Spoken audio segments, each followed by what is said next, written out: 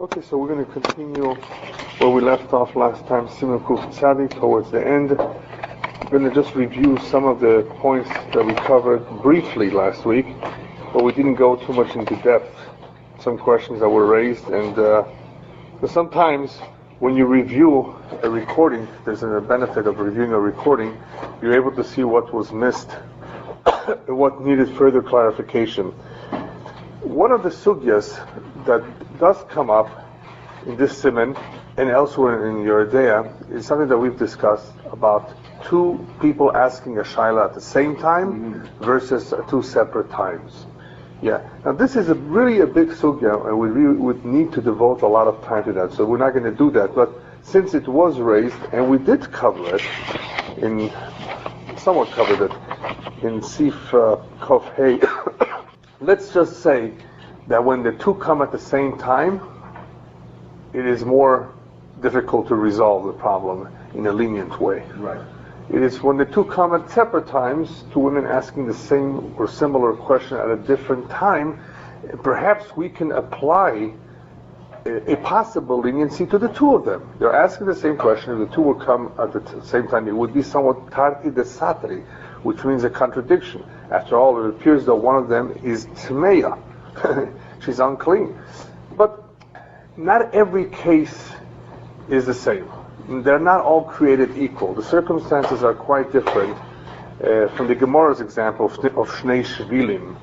And that is why it becomes a little bit of a machloikis, I guess you can call it, whether you can apply the rule to all cases or not. Because in here, in Hilchas Niddah, what you do, or at least in this Siman, we're trying to be toile. Toile or tliya is something very powerful, that we want to attribute a stain that a woman has to someone else. It's not hers, it's not mine, I lent it to you, it's your fault. I mean, you must have gotten it. And the other one says, no, chas v'shalom, it's not me, it's you. You had it from before, you gave it to me. And this could affect the outcome, or the Basar Halacha could mean that we have to send them to the mikveh. It means that it will render the woman unclean. So, the consequences of such a shaila is important. I have to admit, we're not talking about is the meat is treif or not, and you can end up throwing it in the garbage, and it's a lot of money. But this is serious business too. We're talking about a kesher with her husband. We're talking about being tmeya. We're talking about a mitzvah It's what to say, right? So it is a big question. Nonetheless, we did cover one of the nekudas we covered recently. Was that toilim et akilkuba mekulkelet. Sometimes we have the advantage of saying, you know what, this woman is already a mekulkelet. She was a niddah when she borrowed this garment. So statistically, probabilities, we say, she's tmeya anyway. She has nothing to lose. Well, she does have something to lose if she's already starting her shiva nekiyim, right? She would have to start all over again. After all, if we're toiler, what does it mean we're toiler? We're toiler meaning we're going to make her the tmeya and not the other one. One of them is going to be tmeya. It's not the case. There are situations where they can both be clean. Then we have no question. Depending on exactly what happened. If it's the typical example is if something is not boduk. That's a very important idea. If something is really determined not to have been boduk at all recently, in recent history, then it's not boduk. Who's to say that any of the two are tmeya? And this is an important nekuda that we really should have clarified a little bit more last time with Ilan. You were somewhat bothered also a little bit by this as to why are we picking more on the second one more than the first one. We're talking about, obviously, in order to say that we can pick on the second one more than the first, it has to be in a situation where she did not do a second bedika. In other words, if we have a situation like in the Mechaber where we have that the woman did a bedika when she put before and she did it after, then obviously she's completely clean. That was the case of the Mechaber where she was completely clean. But you do have a situation where she did not necessarily do the second bedika. She did not check necessarily the second time. Right before she lent it, after she took it off. So she would possibly be tmeya. We have to, when we decide if to attribute it more to the second woman who was lent this garment more than the first, it obviously has to be a situation where if we don't, then the first one would be Tmeya. So now, right? Now, we Yeah. discussed different cases, and I'm not sure which case you're talking about. Right. So the case that you are referring to now, she checked the garment. It was clean. Right. She wore the garment. She took it off and did not check it. She lent it to a friend. Yes. The friend did not check it. The friend wore it. The friend took it off, and now it was checked by who? By the friend who just wore it, or Now they both discover Okay, so that there's a either keter. one or both. Either one or both, right? But either one, or maybe even a third party. Oh, yes. One discovers that now that The dry cleaners. right. Yeah, whatever. So now the second person had already worn it. Now subsequently discovered that it has a stain. Right. So now the question is, what was the source for the stain? The Right. origin for the stain? Right. Was it the first woman? Now we know it couldn't have been there before she wore it because she checked it before she put it on. The first woman, the owner. Yes. Right. So, or it doesn't have to be the owner, the first woman who wore The it. first one. Yes. So it had to come from one of the two. Sure. Because there was no stain before the first one wore it, and now there is a stain after the second one wore it. Yes. Right. And it has to be that the second one didn't check before she lent it, because otherwise that's the example of the mechaber that we had, where she checked before, she checked after, before she lent. So she's completely tehora. Then there wouldn't be a question. The only time we can really have a suffix like that, but the first one is if there's the possibility that the first one would also become tmeya. How could she become tmeya when she didn't check before she lent it out, after she took it off? Now, Right? Yeah. generally speaking, the rule is if she checked before she put it on and there was no stain, Right. and now she checks after she takes it off and there is a stain, Yes. then she would be tmeya. the Right. first one. Right. Sure. Now here it's a variation because, in fact, the garment was checked after the first woman took it off, but in between checking and taking it off, there was another woman who wore it. One more time. We have basically the situation, she did not check, she checked, there was no stain, she wore it, she took it off. And she did not check. Hold on, she took it off, Right. it was checked. No. Hold on, listen to me. All right, yes. It was checked, there was a stain, but between taking it off and checking it, there was another woman who wore it in between, in the interim. Oh, okay, fine. The reason I'm formulating it like that is, Yes. because the general rule is, if she checked and there was no stain, she wore it, she took it off, she checked and there was a stain, she'd be tmeya. Yeah. But now we have the addition that a second woman wore it. Right. So would the second woman wearing it in between remove from her the rule that if after she wore it, it was stained, she would be tmeya? The fact that a second woman wore it would remove from her this Sure. categorization. That's the whole chiddush So here. that's That we can be toilet, that we can attribute it to something. Are we allowed to attribute it to the second Now woman? let's say it from the perspective of the second woman. Yeah. The second woman didn't check. Right. So the second woman is in the category of a woman who doesn't check a garment, takes it off, and then discovers there's a stain. Right. So then we say we don't say she's tamei. Yeah. A woman who puts on something that is unchecked and then takes it Well, off, there's a obviously, stain, yeah. we don't call her tamei. A woman who puts on something and checks and there is no stain, and after she takes it off, there What is you're a saying stain. is that right, You call her it would be to her benefit. You're saying to check it before she puts it on. So now the only problem here is Sure. that these two cases are interwoven. We have two cases. Yeah. We have a case where what we're calling the second woman normally would not be tamei. Because she didn't check, she wore something, subsequently there was a stain. Who knows where the stain came Yeah, from? there's some. Remember that case where the two of them are tehora? By narrowing the time in which I can present the case, you're making it more difficult for me to present it. Give me a little more time here. Okay. So we have a case where a woman did not check the garment, she wore it, she takes it off, lo and behold there's a stain. But it was unchecked.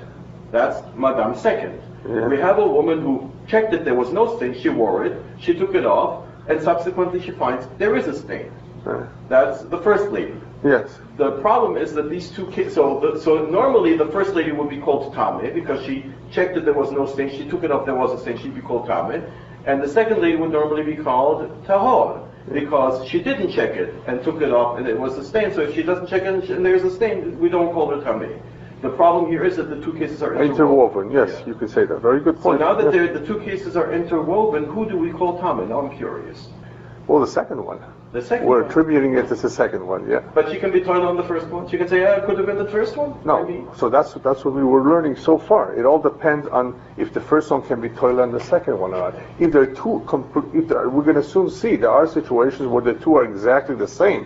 One is not better than the other, right? And that brings us back to the case of, do they come ask Can we do that Akash? case first? But that we don't have that here. Oh. We don't have that situation here. We have a situation where in Sifmen Beis we had, remember, Ketana or Na'ara or Sheves al Dam Torah. We are going to have something very interesting in Sifmen Gimel, which we're going to start today. But before we start that, Yes. right? But on the second woman, Yes. normally a woman doesn't check the garment, takes it off, there's a stain. How come we don't call her Tommy? Why don't we call her Tommy? She just wore a garment, she took it off, there's a stain. Because she can say, hey, I didn't check it. Could be the stain came from something that was prior to my wearing it. Correct, yeah. And it all depends what happened to the first. And wait a second. They can both be But Tmeya. we don't check to find out whether anything happened. On the normal case, not two women. Yeah, but Ilan, don't forget, then if you cannot be toilet for some reason in the second one, if you cannot, let's say she's not a Ketana or whatever, there's no reason to be toilet, and guess what happens? They're both Tmeya. You threw a ball, but there was no basket. Yeah. Okay. Look, Yeah. what I'm saying is, the second lady is Yes. the normal case of, I didn't check the garment, I wore it, now there's a stain in the garment, who says it was me? That's right, we don't know. That's the normal case. Right. And then we say, well, you know what, it could be maybe that it was already pre-stained. Right. And so we call her Taho, because it could be maybe. Now here we have a possible culprit for it being pre-stained. It's possible. So if we have a possible culprit for it being pre-stained, why do we go ahead and call the second lady Tommy? We don't. Oh, we don't. Not in your example. In my example, we don't. No. So how is your example different from mine? That in your example we do. In my example is that we have a reason to be toilet on the second one. And what is the reason? It could be any one of the reasons. If she was a Ketana that she lost her Besulim recently, there's a reason to be toilet on her. Some reason. She's mekulkelet.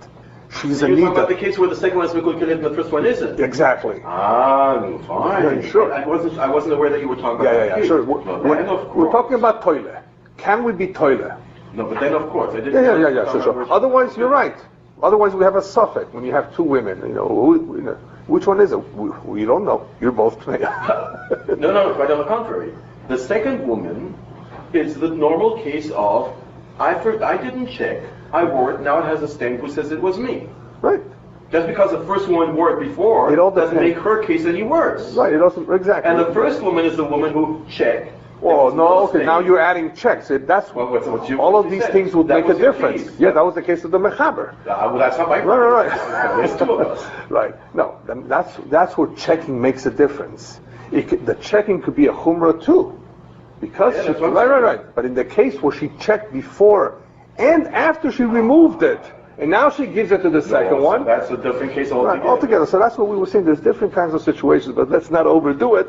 The point is that we're talking mostly here about being toilet. Can we attribute this stain to lice? Can we attribute this to another person? Can we attribute this to the butcher where she went through? Can we be toilet? And in some, in the halachas of stains by Niddah, we try to be makel depending on the size, depending on the color, depending on the location, depending on many, many factors here. Here it's a little complex, like you were saying, it's interwoven with another person being involved. There's either the person was also on the same bed, or it was a child, husband, all kinds of situations, an injury, whatever. He had something on him. His nose was bleeding. I don't know. Right? All right. Yeah, maybe it came from his nose. All right. Just to review a little bit more in the last Seif Mem days, when we were dealing with Ketana, then they get to a Ketana or to an Ara. Either a little girl, a little bit older than a little girl. You remember in those days they used to marry young, sometimes even under the age of 12. And the reason was because the Goyim sometimes tried to kidnap the girl and take it for themselves, marry off the Jewish girl to the prince. So that would be one reason why they would marry them so young. Otherwise, it doesn't really make sense to get her out of the house and, marry her off at that age, because she's really not mature. She can't even have children at that point. So if you're wondering, why would this ever happen? that would be one reason, because of all kinds of decrees and persecutions. Once the girl was old enough, the Arabs or the Christians, the Romans, there were different periods in history in different countries, and even today, till recently in Yemen, this was a problem. Yemenite Jews told me themselves, that girl was taken by the Arab chief of the village, and she's still there. And all kinds of situations that happened in Morocco as well. They were concerned about that. So here, the halacha is derived from these kind of situations where if this woman lent this girl, young girl under 12, and this girl never saw, she never had her period yet, she's young, and she put it on after her first time that she was with her husband. Now, since it's the first time after she was with her husband, what happens to a girl and to an older woman as well, but less so with an older woman, is that the besulim break. When the besulim break, she bleeds. And sometimes, by the way, this doesn't happen, and it could be for a variety of reasons, which we can't really get into right now, of why she was a besula. Nonetheless, you don't see any blood. But usually, a young girl, there will be some blood. So since this dam is called dam besulim, which is really not dam niddah, if you need to, no, it doesn't bother. No. So since dam besulim in reality, according to the Ikar Adin, is not tomeh, this is not dam niddah, dam besulim. We are today machmir. We today say, a girl for the first time she's with her husband, one time, fine. After that, they are apart for 11 days or so, as opposed to 12 days. We will soon learn the halachas of akala.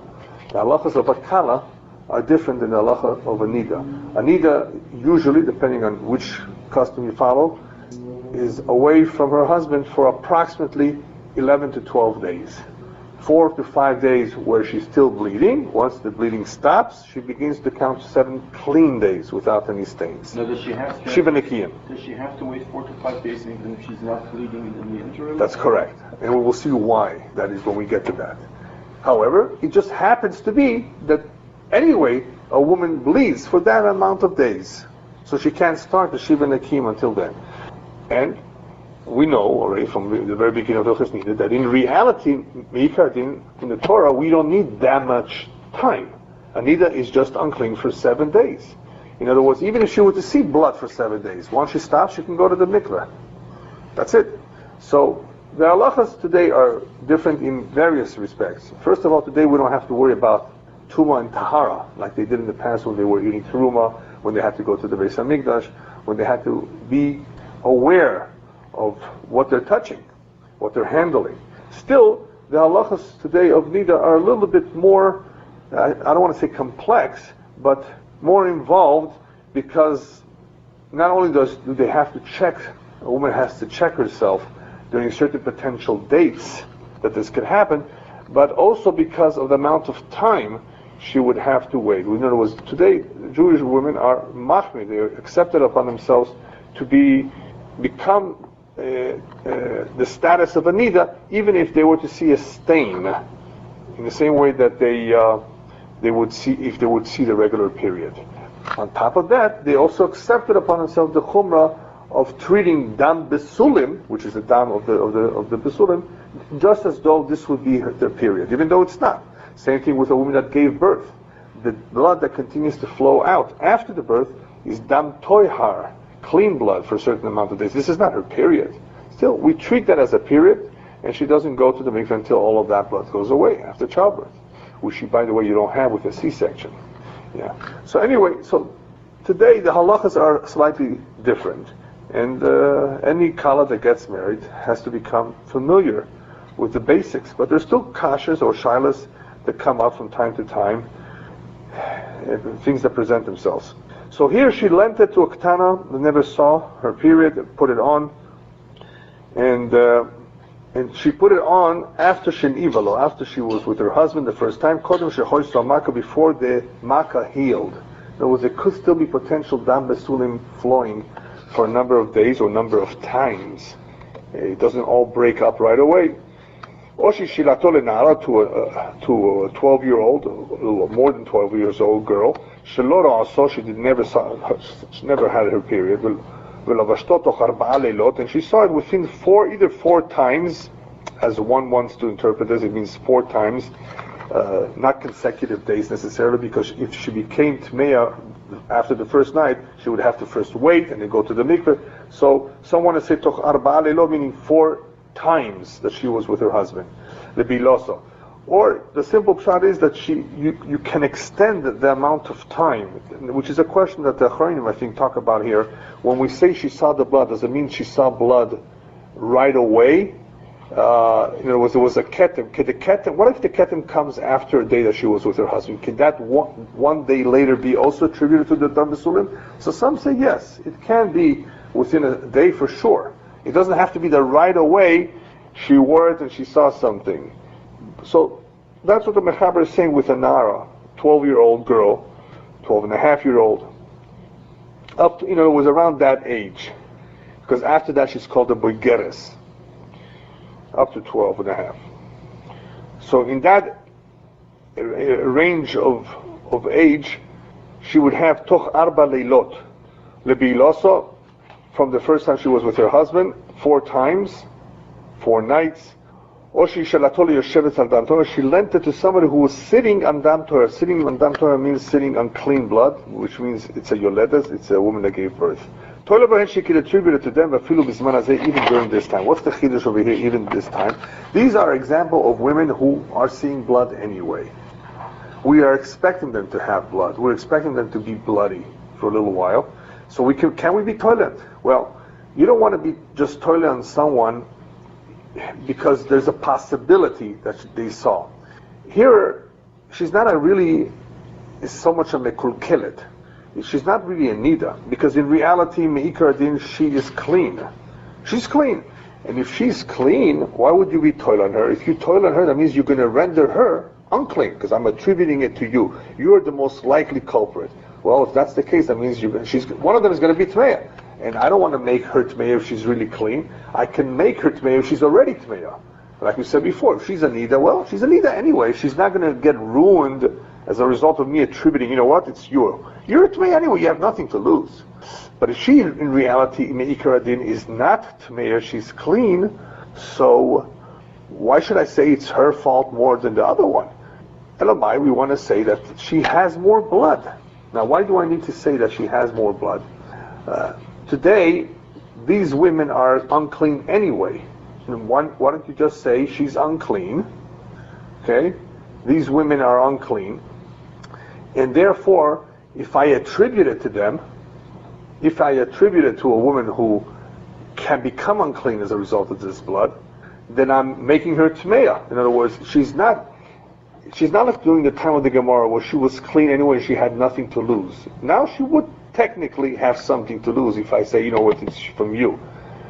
But what did we say? We explained last time that even though that today we're machmir, that these women have to be treated like a niddah, it's only a chumrah for them. We still allow the first lady who lent the gown or whatever to attribute it to her. In other words, she remains tehara. She's allowed to attribute it to them because damim b'tsuyim. The likelihood is that the dam did come from there. Even though what we're saying is that we would make her tmeya because we're machmir today. So it's not like in the olden days where she was tehara anyway and she's not losing anything. Here she would potentially lose out by saying that she's the one that's tmeya because we're machmir. Nonetheless, just because we're machmir here, it doesn't mean that we have to extend that chumrah to the first lady. The first lady can still use the leniency of attributing it to the more likely address. Where's that? The ketana that is just bleeding. More likely than not, it came from her. So you're allowed to do that. That's what we said. Simply stated, any woman who chances are she is bleeding, like the 3 examples of ketana, na'ara, or yosheves adam Torah, we can perfectly attribute it to them. When the biggest kiddush at the end of the sieve was, even if she lent it to a woman who's already getting ready to go to the mikveh, she's counting her 7 clean days, so she's not bleeding. She did not go to the mikveh, however, yet. She's still counting. The the one that lent the garment to her is tahara. The one that borrowed it, she's the one that's going to be mekulkelet. She's going to ruin it. She was supposed to be cleaned for 7 days, and now where did this thing come from? Maybe it came from you before you lent it to me. You're right. No. It came from you because you were just a niddah. Most likely, one of those days, you maybe didn't check yourself well, and it just came from you. Well, you got to start all the 7-day clean days all over again. So this will make a difference. This is going to ruin her clean cycle of 7 days. So why do we allow for that? Because she's considered a mekulkelet. She's considered the one that's, in other words, her status is already deficient. If we can use that word, deficient. You have a better word for it, Ilan? No. Mekulkelet. In other words, she's in a weaker state than the other one. Blemished, yeah. Because she's a niddah. What? Weaker argument. Yes, because she's a niddah. Even though now she's not a niddah, yeah, but she was a few days ago, and she hasn't gone to the mikvah. Now, what happens if it's the night of the mikvah? I mean, she's already almost ready to go to dip. That's a machlokes hapoiskim. If she's about to dip, I mean, she's completely clean. I mean, it's most likely than not that she's not bleeding anymore. That's already a machlokes. How do we treat her? Is she still worse off, like you were saying in the first one, weaker, or is she the same now because she's almost there? Okay. So that's a machlokes. But that's what the Mechaber is saying, is that we can still use Taliyah in all these situations, because if we cannot be toilet, then the woman who lent it really would have a problem. But once we say we can perhaps attribute it, maybe we can, then that will save the day for the first one. That's where more or less we left off. Now comes an interesting sif in Mem Gimel. What happens if shilato lebalata ketem? She lent it to a woman who's not a real niddah, but she's a niddah because she saw a stain that rendered her a niddah. As we said before, today a ketem, if it's just the right size, if it's the right coloration and the right spot, it could make a woman a niddah. So if she lent it to a balata ketem, not a real niddah, not a ktana that has issues with the besulim, not a goya, but balata ketem, the reason why this woman is now going to have to wait is because she saw herself a stain. Now, ben shehoyso yosheves kvar ala ketem kodem sha'ala, ben shehoyso ketem bechaluk acher lachar shesha'ala et zeh. Whether she's already sitting a number of days for the ketem that she saw earlier, whether she noticed that she had a ketem in some other gown or pajama after she borrowed, it makes no difference. But somewhere, the ketem was in the second woman. But it's only a ketem, a stain. You know what? Mechaber says this is very different. En toilet zu bezu velo zu bezu ustein tzrichos lochush. This is a very interesting halacha. That now we have the same question as we had before. Whose is it? Can we attribute it to the balas ketem? Mechaber says no. You cannot attribute a ketem on a ketem. What do you want to? You see a ketem on this garment that was lent. Where did this come from? It could be from the first woman. It could be from the second woman. Now, what do we say? Well, if the second woman is mekulkelet, she's anyway a niddah, we'll just dump it on her. It's her fault. She saw that and she was seeing anyway, whatever. Yeah, but this second woman here, you know why she's a niddah? Not because she had her period. She was in it because she herself had a suffix about a ketem. After all, what is a ketem? It is a suffix, isn't it? It's not something factual 100%, right? We have a doubt about it, but we're machmir. Suspicion, actually. Yeah, suspicion. Yeah, it could be. It's very possible. She didn't feel, and it came out. It's in the right location. It's the right size. It's the right color. It's not lice. She's tmeya. We're talking about a case where the Rav told her, "You're tmeya." Okay. Now she borrowed. No, it's yours. No, it's yours. You're both tmeya, because the first one doesn't have any more weight, or I guess is not in a better position than the second one. The second one it just has a suffix. It's not for sure that she's tmeya. She's already restricted. She's restricted, but she's mekulkelet. No, that's what Mechaber is saying. Mechaber is saying she's not. But she's restricted, how she knows? She's just restricted because she has a suffix. She does. The reason. But we don't know. For a reason. But we're not sure 100% that she has. But she can't be with her husband. Right. That's a chumrah, right? Out of the chumrah, she can't be with her husband. Yeah, but now we're prohibiting this woman on her husband as well. Right, both. So that's what doesn't make sense to me. Yeah, because it's not, So mitzvah has said, yeah. we have an opportunity here to say this lady already can't. Isn't it true that one of them is Tmeya? One of them for sure is Tmeya, so we don't say something that Rabbanan Lekula. A ketem is no for sure. A ketem is a maybe. We have a suspicion, right? No. A ketem is a suspicion, but we're talking about ketem that we're going to paskin, the shaila, and we're going to say this kind of a ketem renders her Tmeya. The question is, who is it? The first one already had a ketem that renders her Tmeya, no? No, the second one did. The one that borrowed. The one about the borrowed. The problem is here we have two ketem. Right. Well, yes, we have two. But the second, right. The second woman already either had before or after has a ketem. Right. Plus from this car. Right. And we don't know if this ketem was there from before, from the first lady, or is it this woman who has a ketem and another gown? That's what makes it different. In the earlier case, it was only one ketem. Right. Now we have two. Yeah, so the question is, can you attribute? Can the first woman say, you know what, I gave it to you, I'm sure it was clean. I don't recall that I had any problem. I don't know for sure. It's a suffix, right? But I have a feeling that it's your ketem. Why are you saying that? Because you have a ketem anyway. But we're not looking. So Bachava says, no, you can't do that. We're not looking for plausibility. The argument of Mekul Kedes is not an argument of butcher, market, life. Yeah. It's not that question. The argument of Mikul Kelet was, why should we be Mekalkel someone who is not Mikulkal when we have someone who's already Mikulkal that we can attribute it? Yes, that's what Mechaber says. That's not called a kilkul. That's what Mechaber says here. How is it not called? Yeah, because she has to be machmer. This woman as who a result of the chumrah, she can't be with her husband. Right. And why is it only called a chumrah? Because it's a ketem. Yeah, it's only a suffix. It's a suspicion. Well, this ketem is also only a ketem. That's right. But this ketem is going to render one of them tmeya. So why should the fact that the other one is only a ketem force us to attribute this ketem now to someone who's so far unblemished? Yeah, that's the klal. In todim ketem beketem, because it's a suffix. It's not 100%. By the way, the meforshim do say, the poskim do say that if it was noticeable to her that it came from her body, somehow she knew that it came from her body, then obviously you can be toilet on her. But it's all a suffix. We don't know for sure.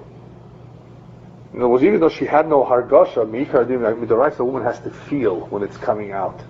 But we say she probably did not notice that, realize it when it came out, so she's tmeya. But she has to know that it came from her body. So when she sticks something in to check herself, as we've been talking about a lot, then more likely than not, that's what it is. It's coming from there, unless she has a bruise. But if she finds a stain on her pajama, so the case that we're talking about is the second woman who borrowed the garment, she found the stain. Yeah.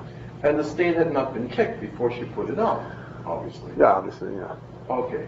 So she's a woman who found a stain on an unchecked garment. Mm-hmm. But one of them is the point here is one of them is tmeya, and it's a time to the satr. You can't say you're both okay, go home, nothing happened. One of them is going to be tmeya.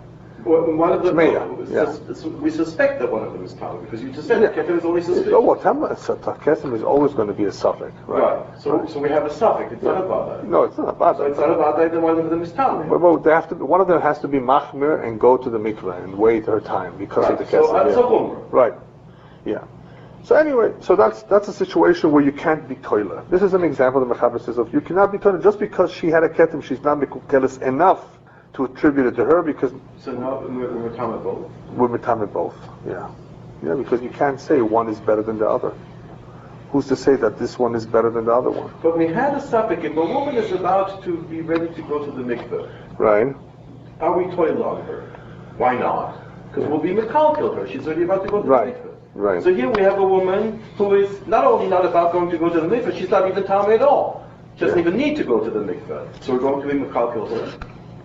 We had the question, someone who is... we are going to be mekalkel her. They're both going to be mekalkel. The one that's sitting on a ketem now has to start all over again. We're not even talking about where she's holding. But no, I'm comparing the two. Sure. We had a case where a woman is a niddah. Right.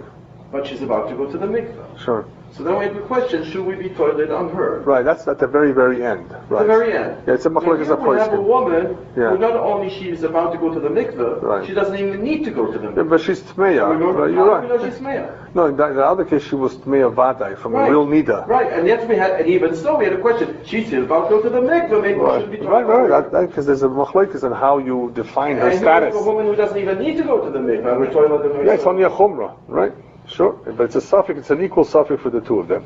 Sif mem daled, lov shacholok b'meini dosa. Let's say a woman put on a cholok, a garment, a gown, during the time she was a nida. Lo but okta, she did not check it. Ulevashta b'mei taharas, and she put it on when she was clean. V'nimtza b'keten, she found a keten. Toila shemimeni dosa. She can easily say, you know what? Since I didn't check it, this could easily have come from the time that she was a nida. She simply never checked it. So once again, if this is one woman, no more two women, she put it on during the time she was a nida. She never checked it. She put it on again when she was clean, and she found a ketem. She can say, you know what, this is not new. This one was there from before when she was a nida. So she's being toilet on herself from the time that she was unclean. That's completely possible, because that pretty much follows the rule that we've been saying all along before. It's going to make a world of a difference if a woman knows that this was boduk or not boduk to her. If she puts it on the last night and she checked it and it's completely clean, then she's at a disadvantage when she wakes up in the morning. Well, this was not around before, she checked it before. But if the last time she checked it was when she put it on, when she was a nida, she could easily be toila on the time she was a nida. So this one is straightforward. Next seif. Lov shacholuk koidem shehoisom uberes. Very similar. She put on a garment, a gown, before she was pregnant. And then after she became pregnant, she put it on without checking. She found a keten. She can say, you know what, this can easily be from the time that she was not pregnant. A woman who's pregnant, especially advanced pregnancy, usually does not see blood. Right? Usually not. Especially advanced pregnancy. After 3 months. So, she can be told this was not checked. This was not checked. Again, she has the leniency here of not having checked it. It could have easily been from before. And Menika, same thing, a woman who's nursing. Toile be'as. She's not supposed to be seeing blood then when she's nursing. So toile be'asma kemoshe toile bechaverto. She can attribute it to herself when she was not nursing, the same way that she can attribute it to her friend who may have had her period. An older woman after menopause, she's in her late 50s, when for sure she doesn't see any blood, all of a sudden, where's this from? Oh, probably it never was cleansed, it never went through the laundry well, or it never, was cleaned well, and it could be from the time that she was younger, that she just now noticed it. So these are all situations where you can attribute it to a possibility that this came from before, and not something recent that would render her tmeya. All examples of permissible attributions to situations where it most likely came from another time and not a recent event. Okay, now we're going to talk about laundry. Yeah, Memvov is really about a very interesting seif about cleaning, because the cleansing that is done today of clothes is very different than it was done during the time of Chazal. During the time of Chazal, the time of the Gemara, even though they went and washed and their clothes and scrubbed it and so forth, they did not necessarily always scrub it thoroughly like today. They were more primitive those days. They didn't have all the detergents and so forth. And so not all ksamim were necessarily removed as a result of the laundry. So that's what partially this deals with. She wore a cholok while she was a nida. Then it kabes. It was sent to the laundry. Now remember, we did mention that something that went through the laundry is considered for us today something baduk, even though she didn't check it when she put it on. So for our purposes, it's baduk. But looking at the whole halacha from the very beginning, this is the way it comes out. That in those days, if she put it on when she was a nida, it went through the laundry, and she put it on again when she was tehara, without checking. Now, what happened? Well, obviously, we're dealing with a ketem now.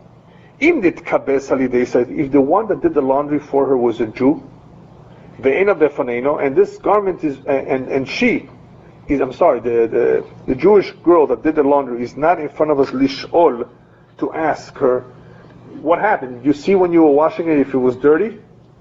Maybe it was dirty from before, right?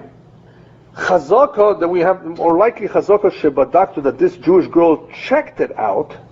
She's Jewish, so she probably did a thorough job of checking. She's aware of the halachas, and chazaka that badakta b'shas kibus, as she was doing the laundry, she checked it out. Ve'ena toila ba, and therefore she cannot attribute that this is from the past.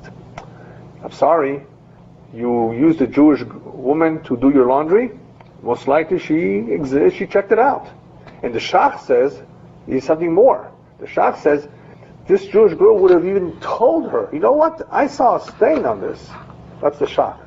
Either way, had it been a Jewish woman, and she's not here to ask, we make an assumption that the ketem is recent, is new, because a Jewish girl does a thorough job. That's one pshat, to clean it very, very well. Second pshat, the Shach says, well, she would have told her. Either way, she's not here to ask. We cannot ask her. Chazaka, that she checked it out b'shas kibus, and she would have either told her or she would have done a good job. She cannot attribute that this is an old stain. This assumes a professional laundress, as opposed to a woman doing her own. Yeah, but this is also that she's Jewish. That's the main point here. Yeah, of course. If she's in front of us, you know what? I'm sorry, but please forgive me. I didn't check it. She's in front of us. Then you could make the assumption or attribute that it was there because she didn't check it, and then there's a possibility that this keten was there all along. It did not disappear just through the laundry. Now, if it was done through a goy or bedis kochavim, even though she's not in front of us, we don't think that she cares so much about stains, and she doesn't do such a good job like a Jewish girl would. Then with a goy, you can attribute, you know what, this stain most likely was there all along from before. She doesn't have to worry that it just came now. The laundry didn't, of course, take it away. And the Goya for sure would not have worked very hard to scrub it off like a Jewish girl would have. So if it's still there, it was there all along. So far we see a difference between a Jewish girl and a non-Jewish girl. However, now comes the big chidush here.